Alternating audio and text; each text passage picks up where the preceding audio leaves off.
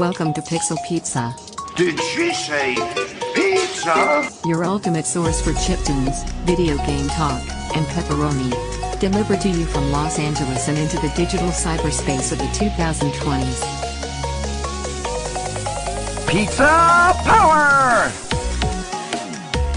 That's right, one super giant pizza.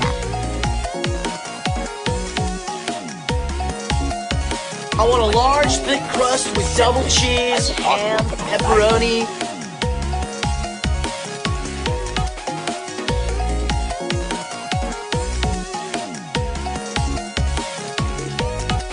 Hey, where's my pizza? Pizza time. Welcome back to the Pixel Pizza podcast, listeners. You just heard from our chiptune artist this week, KnifeHandChop, and that track was called Going Back to Scarborough. And now we are going back to Denmark for this week's guest. He is the CEO and creative director at Pine Creek Games, who are currently developing the cozy survival game Winter Burrow. This is Benjamin Salvqist. How are you doing, Benjamin? Thank you for having me, and I'm doing fine. Thank you. Great, glad to hear it. So, when in your life did you know you wanted to work on games, Benjamin? Yeah, that's a good question. I don't know if I still want to work in games. I think it's a kind of a gradient. I think first of all, I needed to realize that it was even an option to work in games. When I went to high school, I wanted to study biology because I really liked biology. That was my favorite course in high school. So love everything about nature and animals and how things work, but kind of like on a more like a overall level. So studying biology just sounded maybe a bit too deep for what I liked. Mm-hmm. So I went, I also was fairly good at drawing. I never been very good at drawing, but I was able to draw. So I was thinking maybe I should go on an art school, and I found this place where you could study for art teacher. I went there for 3 years and it was amazing. We did all kinds of different stuff. And I was thinking maybe I should be an artist or work with art in some way. But unfortunately, a lot of people around me were like, yeah, but you should get a real job. And I was like, yeah, okay, maybe it's not possible to work in art. And a part of it is true. Like if you want to be a painter, there's very few people who are making a living as a painter. But I never really thought about doing art in different ways, like digital art or the art in games. And then after that, I found out that there was something called the IT. It was not called the IT University at that time. It had a different name, but let's just call it the IT University because that's what it's called now. And I studied there for 3 years. And it was during that time where I realized they had some courses that was aimed for video games. So I slowly got into like, okay, there's people here who are actually working in video games, and who is who does this for a living. So yeah, it was probably around that point where I realized you can actually do a living in video games. And then because I like art and I like computers and stuff like that, when I was done at the IT University, I could choose either to try and find a job in the industry in Denmark.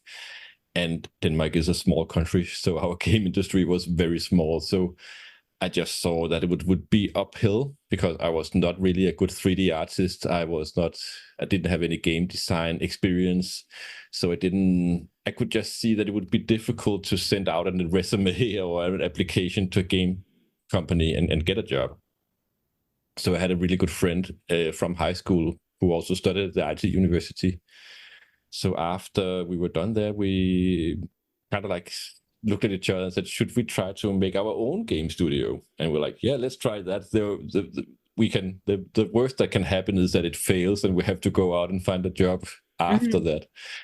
And we had that first company for 10 years, doing a lot of things. Like, it was before the mobile phone, so we did games, but we also did websites and all different kinds of stuff. It was not always that people need the game. So we learned a lot about running a business and all that. So it was super interesting. Yeah, what were the biggest lessons you learned in that time? Yeah, that's a long story. I'll try to boil it down. I learned one thing, and it's when you have a company and you're working on a project, you need to, together with working on that project, you need to think about what the next project will be. We had a lot of customer projects, so we got some project for a customer, and we were working on that. And usually when we were really happy when we are done with the project, but then we were like looking at each other again and like, what is the next thing we're going to do? So we pretty early on learned that you should always have something like, what is the next thing coming up? You always, of course, the goal is to finish what you're working on, but you also need to know what you'll be working on when that is done. And that's sometimes difficult to juggle, because you have to think about like new pitches and stuff together with trying to make the stuff you're working on great. So that's at least one thing I learned. But I learned a lot of things. Like, it was 10 years, and it was a lot of different things we did. So I could go on for that for hours, I think. Mhm. So. And yeah, from there, how did you form Pine Creek?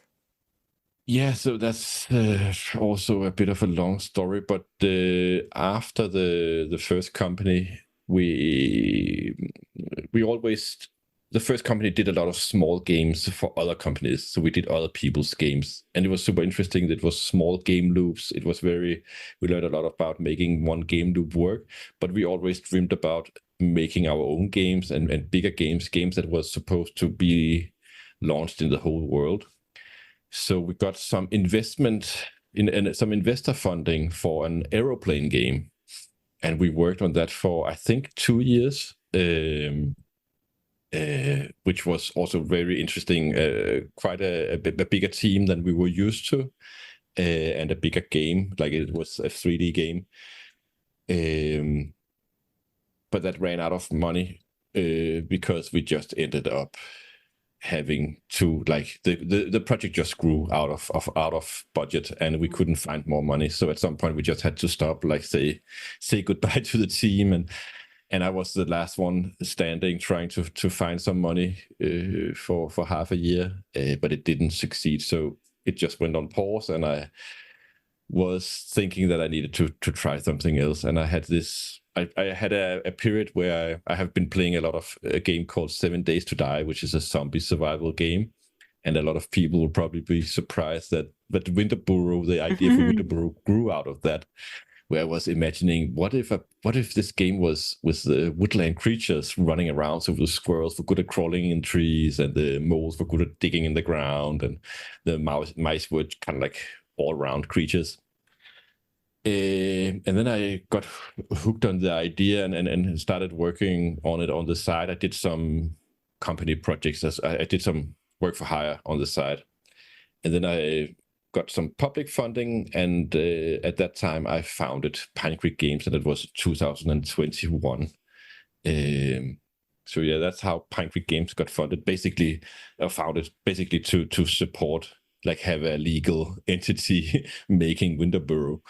But of course also to have a game company where I could take all the things that I've learned and make the games that I have always been dreaming of making. So it's also a place for me to make all my dream projects come true. And right now, a lot of those will be inspired by nature. And I have a big heart for nature preservation.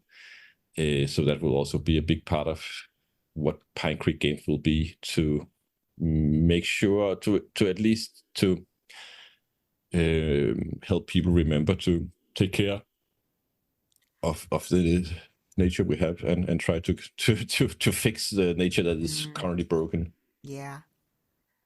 I just realized it's kind of funny that in your sort of lessons from game development, you scoped back both literally and figuratively because you were making this big, ambitious airplane game, and then you scoped all the way down to a game about little woodland creatures. Yeah, yeah. In 2D isometric view, so Yeah. no 3D surprises. But yeah, I'm so curious about what you were just talking about how your games, you want to bring awareness to the natural world and species at risk. And yeah, I'd love if you could talk a little bit more about that. Yeah, so basically the main character of Winter Burrow is a birch mouse, and in Denmark the birch mice are an endangered species. So I just thought it would be interesting to pick up on that as the main character. The mice is also, I see them like the humans of role-playing games, like you have in role-playing games. You have the elves and the dwarves and all these different kinds of races with different properties, but then we have the humans who are kind of like in the middle, and I just felt that mice were, if you take all the woodland creatures, they're in the middle. And the birch mouse is omnivore, so they both eat meat and plants. So I thought it was a very generic kind of like good starting character. And I dream a lot about having other woodland creatures as playable characters. We won't have that yet because it's just a big thing to add a new character to the game. For example, if you were able to play a squirrel, it would be super amazing, but it will also take a lot of time to make that interesting. So it's something we hope to add to the game after launch. But for launch, you'll play a birch mouse, yeah. So yeah, looking into nature preservation and the fascination of nature, we do a lot of research about what the birch mouse would normally be eating and trying to add that as the food that you can find in the game. All the different areas are different natural habitats in nature. So if we have a pine forest and there's a mushroom there, I make sure that it's a mushroom that would grow in a pine forest. So we do a lot of stuff where you actually learn a bit about how nature works just by playing the game, but we don't feed it right into your face. It's more like something subtle in the background. That's cool. So all the world building is very directly inspired from our world. Yeah. With some, I take a few freedoms because it's difficult to stay completely strict to it. But Sure. yeah, it needs to be a fun game in the first place. So if anything that's from the natural world, like a birch mouse would be hibernating in winter, for example, and most insects would not be able to move around, and we have beetles running around in the world, and a lot of things would not be able to grow, and we have some things that are growing still. It could be early winter, like the mushrooms could be there from autumn, but we are in our own fantasy world, so we can also just decide that these plants can grow in winter. They have adapted, and the beetles have adapted, or the insects have adapted to live in a cold environment.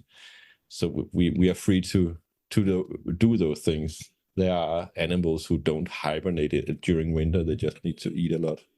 So yeah, we try to imagine what would happen if mice grew intelligent and started having a society. How would it look like?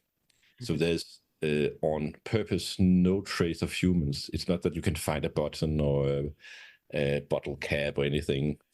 It's purely just nature, other animals, but no traces of civilization of humans at all. I like that. I think some games or stories do it well where there's traces of humans, but I also Yeah, think it's good when it's just focused on the yeah, natural world too. yeah. In the end, it's just a choice. What are you going to go with? And I just think I have seen too many mice with a button shield and a needle as for a sword, and I just wanted to try something with this game. Right. What would they use if they couldn't have that stuff? They would probably try to craft it out of the natural environment. So it would be they will find some small sticks and some stones, and they would make a small stone axe, I would guess. That's cool. Yeah. And how do you, make a survival game like 7 Days to Die, but you make it cute and comforting in the way that Winter Burrow is? Yeah, that's a good question. We There's several things we have done. We focus a lot on the base and the base building, which is a home, a nest, somewhere where you are safe. So we make that a big part of the game and a part of the game loop. So you start in the burrow, you learn that you can light a fire there and it's warm, and then it will keep you warm and you can sleep there. And then you go out on your first adventure and you learn outside is cold, you start freezing, you start to get hungry, you need to go home again. But when you go home, you're safe again and you warm up and you can relax. So that's the core game loop, being inside the safe burrow and then going outside in the wild. So that's a way to make it cozy, because we all know when it's raining outside, it's much more cozy to cuddle up on the sofa or the armchair with a warm blanket. It's not the same if it's sunshine and warm outside. So it's also the contrast between a cold, hostile outside and a warm, safe inside. So we focus really much on the cozy side when you're at home.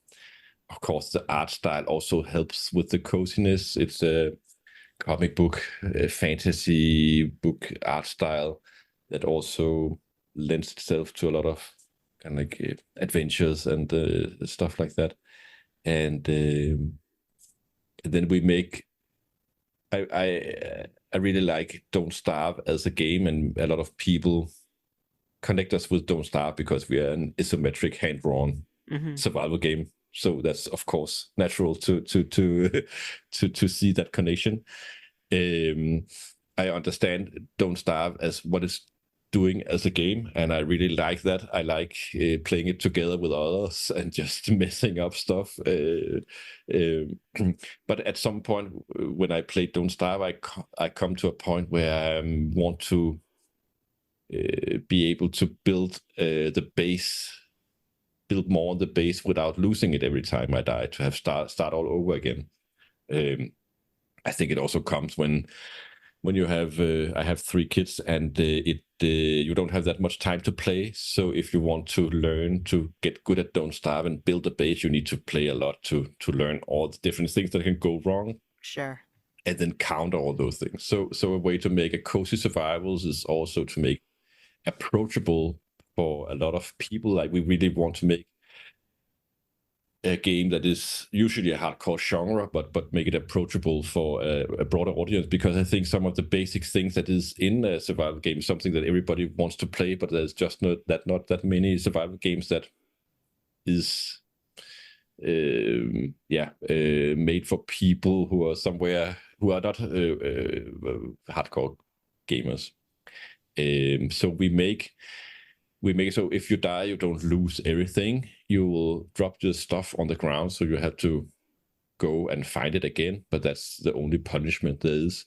We want to make sure that you always know when you are entering a dangerous area. So we will notify the player, now you are entering the dark forest, and you will get some kind of, like, I don't know, skulls or red flashing, something like, now it's dangerous for you. So people know, okay, this is dangerous. I'm prepared for that, and they can decide to turn around, or they can decide to go deeper in. Of course, it will also be visual, and the atmosphere and mute will kind of like make everybody aware of what they're doing. So being transparent to the player of what is happening. Yeah, it can definitely be a very intimidating genre, but it sounds like you found a great balance between venturing out into the unknown, but always having that place to go back to. Yeah. the balance is difficult to find, and it's still something we are struggling with, or not struggling with. It's something that we are aware of constantly, to find that balance, to find a good middle ground. And you were talking a bit about your kids before. How has your family influenced your game development process? Yeah, in several ways. Practically, I had 3 kids in 4 years, or in 5 years, 4 years. Wow. So it was quite intense. So it was during the development of Winter Burrow and founding a new company. It gives some flexibility to have your own company.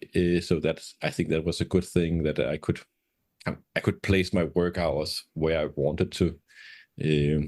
But it's still very intense, because you work, you take care of kids, you sleep, you work, you take care of kids, and there's not really anything that is you as kind of like private time. Like, what do I want to do? Reading a book or something, that's not on the table during that period.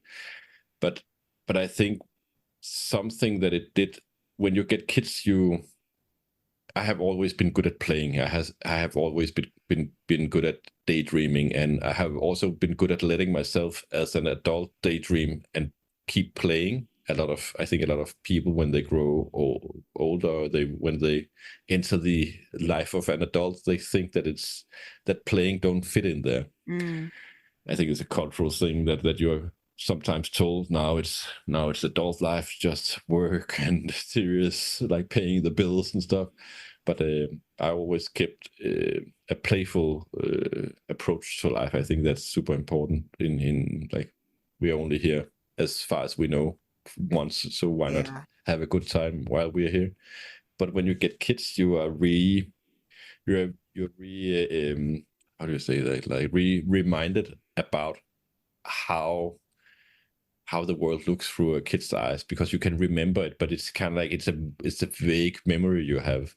But the kids, playing together with the kids, I take them to the forest to show them, kind of like, I remember my mom taking me to the forest, and we are sitting as kids playing on the forest floor, and a pine cone is just like finding gold. It has so much value. And my kids have that.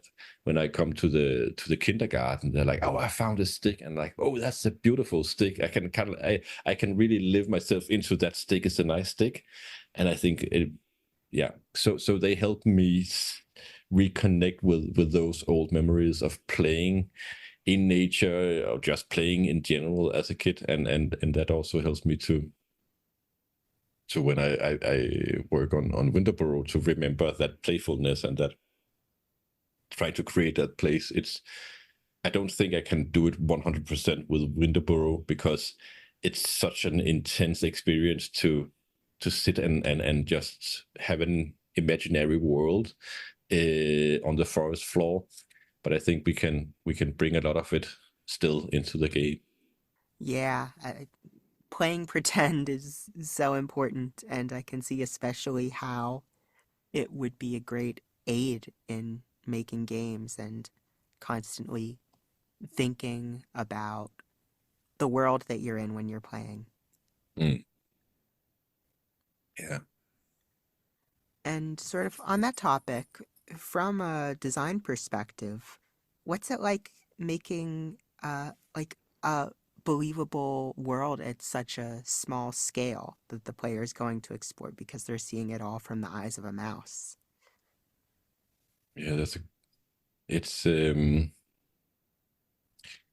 it's interesting, because when you work on this scale, you know that you're a small mouse, but then when you start to draw the world map, you usually end up drawing it as if the mouse was human-sized. It's just so difficult to go into that very, very small world where a small ditch in the ground is a canyon to them, or a heap of stones are a mountain. So it was very difficult to keep the scale when we started building the world, because somehow when we drew a map, it became too big, or we didn't show the scale right. So it's something where we really have to kind of like go back and look at what we did and remind ourselves how small you are.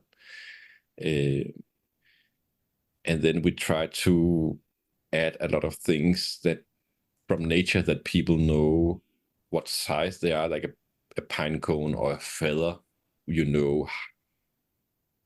fairly how big they are, so that will also help us remind us about the scale. So yeah, that's something we try to add. We don't have that many assets that reminds you of your scale, but we have a long list that we want to add. So hopefully later on you will have a lot of those in there, and that will help the player feel the scale of the game. Yeah, that sense of scale makes such a difference.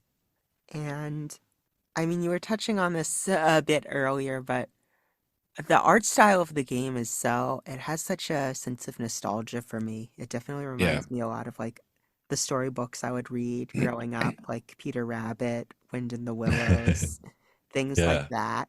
Yeah. And so, yeah, was that something that you were sort of intentionally leaning into, or was it just sort of your natural style? Yeah, I'm not an artist on the project. I only do placeholder visuals for the Oh, game. okay. So I had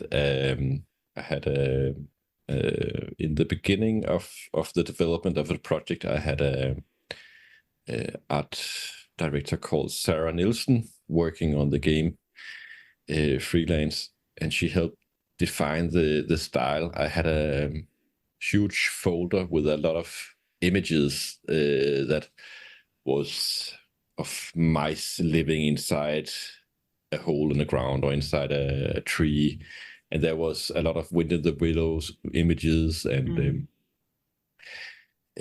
actually at that point I didn't know that we would go with the comic book style, but I knew I wanted to be hand painted, handmade, something that was reminded you of some of the books that you read. And I also remember sitting at the local library and looking at comic books, and it was just always a great adventure for me to Oh, sit yeah. and look at that. So when we did some of the first tests, we did some with no outlines, we did some with the colored outlines. And then we did these with the very, very kind of the black ink outlines. And I just sat and looked at them, and they were all nice, and like I could have gone with any of them.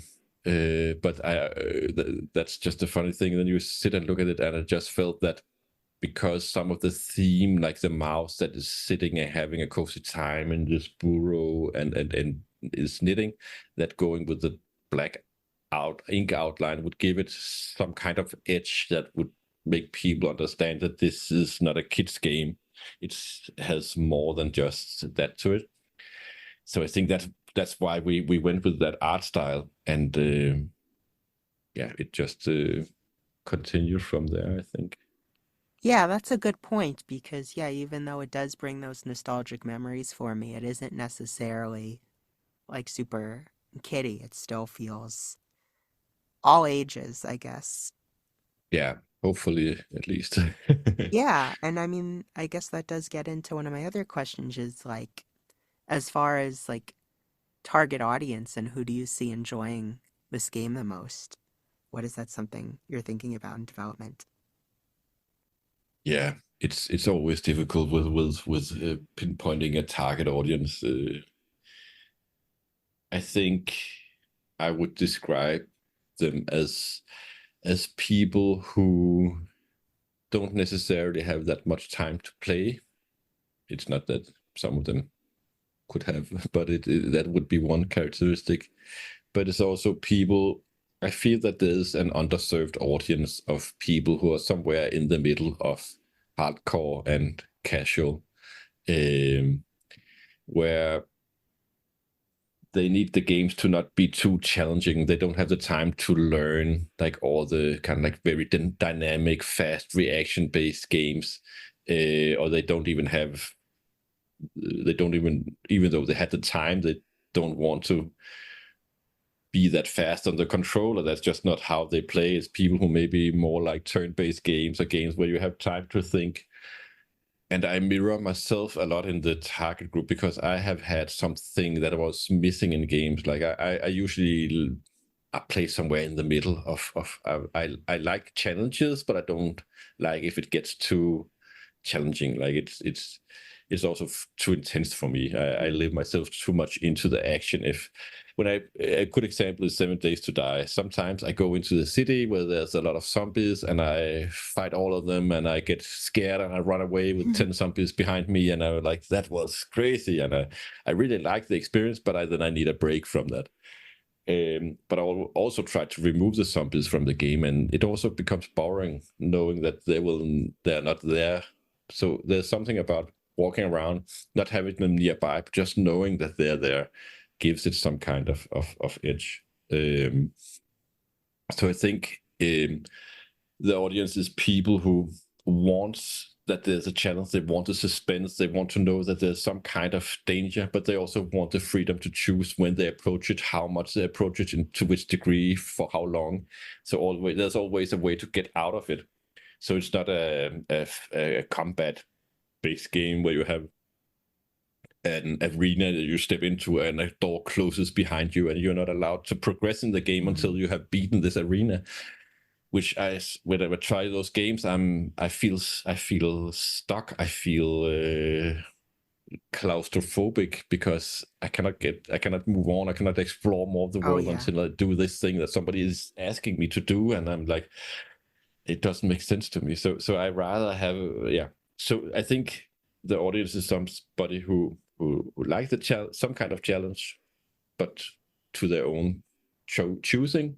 They like the depth of the games. They like consequences of the actions, but not too much. So that's kind of like where I see the target group, and I hope that it resonates with other people, because it's something like I make the games that I wish existed and games I wanted to play myself, and I hope that this game will resonate with other people as well. Yeah, I mean, I think that's one of the best perspectives you can have as a creator, is making the games that you want to make, because then it's the most authentic and specific. Yeah. But yeah, definitely people more want to take things at their own pace. So I totally see where you're coming from. Exactly. I mean, you sort of got into like how intense it can be, but what's sort of a day in the life for you as a creative director in that role? Yeah, it's usually disturbed a bit because I'm also the CEO, so I also have to do all the administrative things. My main force is in the creative area, so running the business together with being creative is a difficult juggle, where you really have to be good at finding the moments where you can sit down and focus on creating stuff. But usually for Winter Burrow, I define the different areas. So there's an area that's a beech forest. There's one that is with birch trees. There's a pine forest area, and there's an area where there's old oak trees, really entangled. So I define those areas and I do some research on what could be growing there and figure out which creatures we have there. So, and then at some point we have like every area has an NPC, and the story is experienced. A lot of the story is through your encounters with these NPCs. So at some point I start writing an overall storyline. What is the theme of this story with this NPC? Every NPC have their own theme that they touch upon. And then I make a rough description or an overall description of the storyline, what happens and what is the progression and what is kind of like the end. And then when I feel that is good, I sit and write all the dialogue for that and the quests and stuff. So that's usually what my day is about, like when we look at the creative things. And then at some point I present it to the team, and I have an amazing team. I have 2 programmers and 2 artists, and they are really amazing people, and surprise me every day with beautiful art and great features and mechanics. And so yeah, it's right now in the development of the game is so amazing, because every day I go into our Slack, there's just something amazing to look at, and yes, a lot of great stuff happening. How do you get over the writer's block that comes up when you're thinking about the storytelling? I take a nap. Yeah, it is difficult. It is something that I have struggled a lot with, because you get insecure, and you feel that your stories are childish or naive or useless, or something. Um, Actually, one of our artists recently told me a good thing that I actually use now, and they just told me that it's better to have a bad story than have nothing at all. And that helped me to kind of like, okay, I'll just write the bad story, and then I have that at least, and I have something of value, because you get so easily stuck in the writer's block, or the. But I think both having kids is a good thing, because then you at some point is forced to walk away from it, and you go with and think about it. So you have, like, you were starting on something, but you couldn't figure out what should happen with this character, and then you just pick up the kids from the daycare and you talk with them, and suddenly, like, once in a while, there's this moment where you don't have to interact with the kids, but where you're just thinking for yourself, and sometimes stuff pops up there, like then suddenly I get inspired by something, so it actually helps to do something else, to get that running, because you cannot sit and write for 8 hours a day. Oh, yeah. That's like, I think most writers write 4 hours a day maximum. So you also just have to be realistic. When you have written for 2 hours, that's actually fine. Yeah. But it is a difficult thing, and yeah, I don't know if I have other good advice to how to overcome writer's block. I think just start writing something, because then you have something to look at, and you can, when you get back to it, it's also easier to see what works and what don't work. So I think that's also the advice I have gotten when I've been at art schools. Just get something done, because then you have something to you can see what works and what doesn't work. Right, you can iterate on it. And I think Yeah. that maybe that is also an advantage of being around kids, is kids don't have a filter. They don't Yeah. question as much what they're going to say before they say it. They just Yeah. get it out there. Yeah. And I also think it's also accepting that you'll never make something perfect, because writer's block also comes because you want to make that perfect character, you want to make that perfect dialogue. And you have to realize that would never happen. You'll never make the perfect, not in the first version. And even though it's read 10 times, it's only maybe 80 or 90% of what it could be. There's this book by Stephen King where it's called On Writing, and it's actually, I can really recommend that book. It's about how to write, and one of the stories he tells is that he imagines that one day he will go to his wife Tabitha and show her his book, and she will be like, "Stephen, this is the best book you ever written. Like, it's perfect." And it never happens. Like, she always has some comment, something that works or doesn't work, or some question.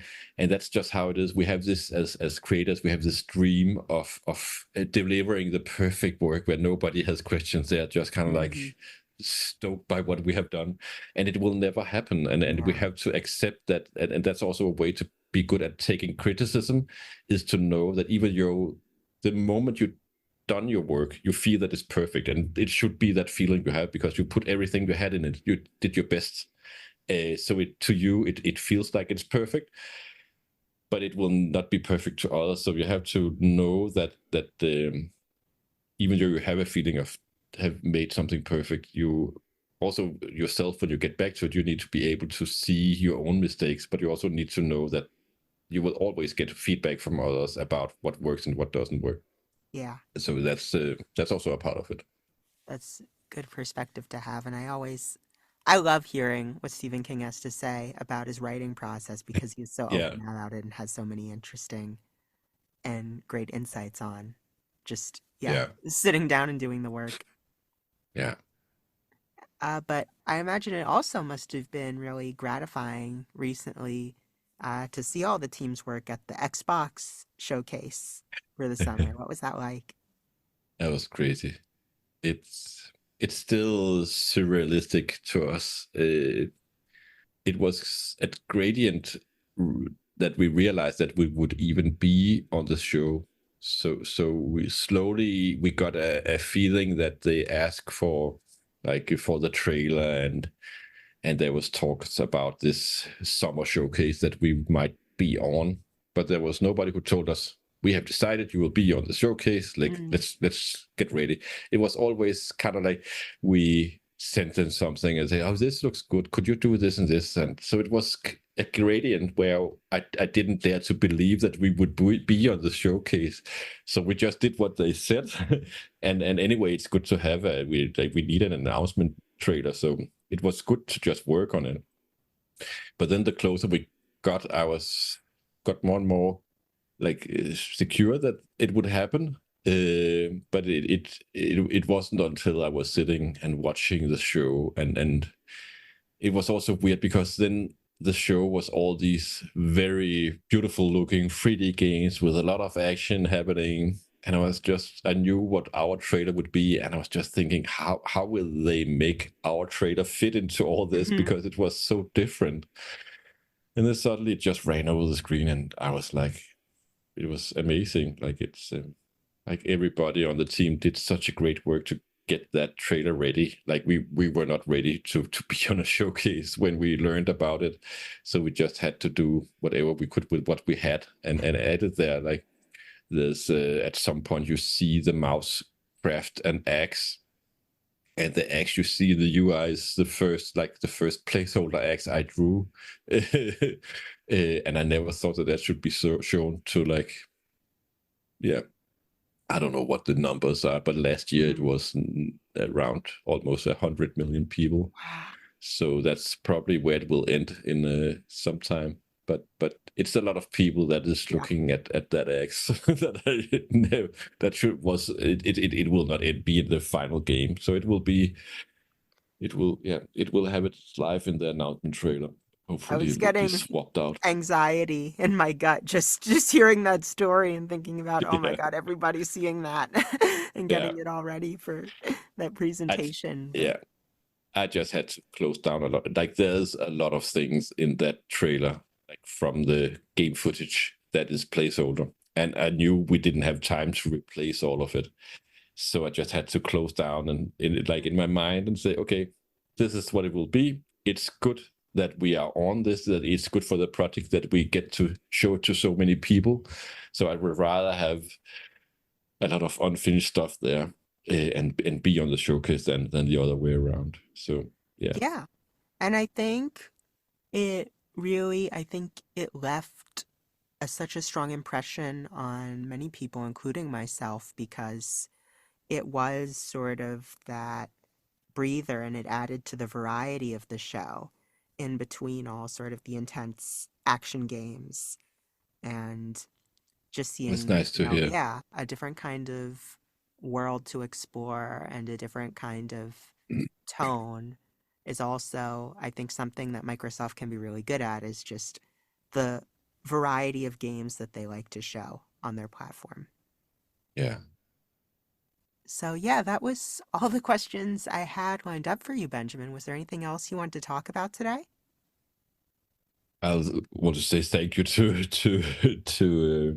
Phil Spencer and Sarah Bond for having our trailer at the Xbox Showcase, Summer Showcase, and to our publisher Noodle Cake Studios for making that happen as well. Like, we are super happy for the collaboration with Noodle Cake and the collaboration with Xbox. So it's just been giving us a really good kick. Like, when you walk around and pitch a game, you also get a lot of people saying no, And it's hard because you are not sure that you have a good project. I'm still not sure if I have a good project. I know I should talk about it differently and be kind of like the salesperson, like we have the most perfect project in the world. But I just want to be honest as a person as well and say, like, it is something where you never know if it will resonate with us. And when you start getting these no's from publishers, you're like, oh, maybe it's wrong, and we kind of like change directions for the game and try to make it fit with the feedback we got. And in the end, we ended up with the original concept, the original vision, because that's the one that we fell for. So it's also just something for other developers out there to dare to believe in your vision, but also, of course, also listen to feedback, but figure out what moves the vision in the wrong direction and what makes it a good game. So that's two different things. But the good thing about Noodle Cake and Xbox was when they saw the game and the feedback they gave us, it just gave us so much confidence. They were really positive, and we could just feel that they understood the original vision. So that was just amazing to have these people suddenly say these things, because when you get all the no's, you kind of like get insecure about if it's a good project. No. So yeah, thank you to the amazing team that is on it, and to all the people. Like, it's a project where there's been a lot of people before the team is working on it now who have contributed to the project. So thank you to all of those people. That there's a lot, so I won't go into that, but just I think they know who they are. And thank you to you for having me. Oh, no, thank you for taking the time to be on the show. No problem. But yeah, that's such important advice to believe in your own vision, but also be open to feedback and not exist in a bubble. It's a balance, but it is a tricky one, but important one. Yeah. So this is the Pixel Pizza podcast. I have to wrap up by asking, Benjamin, where is your favorite pizza place? Yeah, I recently moved like 2 years ago. I moved from Copenhagen to here, which is a small town on the west coast of Zealand. So it's an hour from Copenhagen. And the pizza place we have here, like, I don't think they're listening, and I don't hope they're listening, but it's just not the same. So there was a pizza place in Copenhagen that it was called Fiorita, and they had this pizza it was number 17A. They had 17A and 17B, and 17A, it was with eggs and bell pepper, and some other things like bacon. And it was the first time I realized that I liked eggs on pizza, but only their pizza. I tried egg pizzas later on, but it wasn't the same. So I would say my favorite pizzeria is called Fiorita. It's in Copenhagen on a small street in there, which I can't remember the name of. So people have to Google that. Yeah. Yeah, eggs on pizza is hard to get right, but when you do, it's amazing. Yeah. Yeah, thank you so much again for joining me. And where can people keep track of you and the game, Benjamin? We have a Discord that you can join to follow it very closely. And we are on Twitter and TikTok and Instagram. There's a website called pinecreekgames.com. And that website will lead you to all the interesting places where you can follow us. And you can go to our Steam page and wish list and follow the game, which would be super nice, because then we know how many people are actually interested in this game. Wish list, super important. Please go do that if you have Steam and you can. Yeah.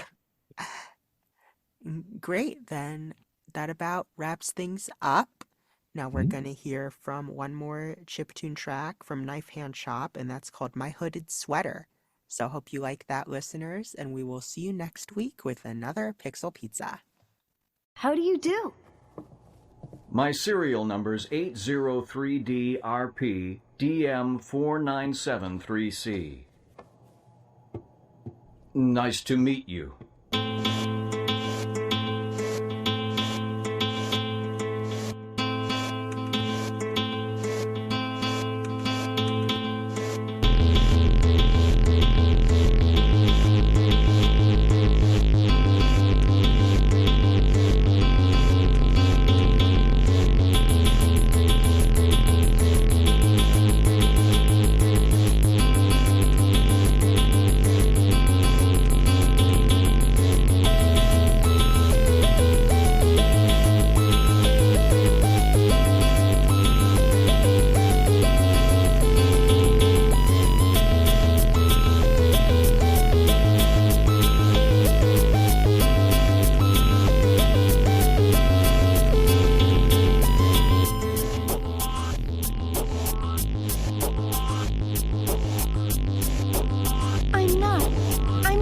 robot. That's not true at all.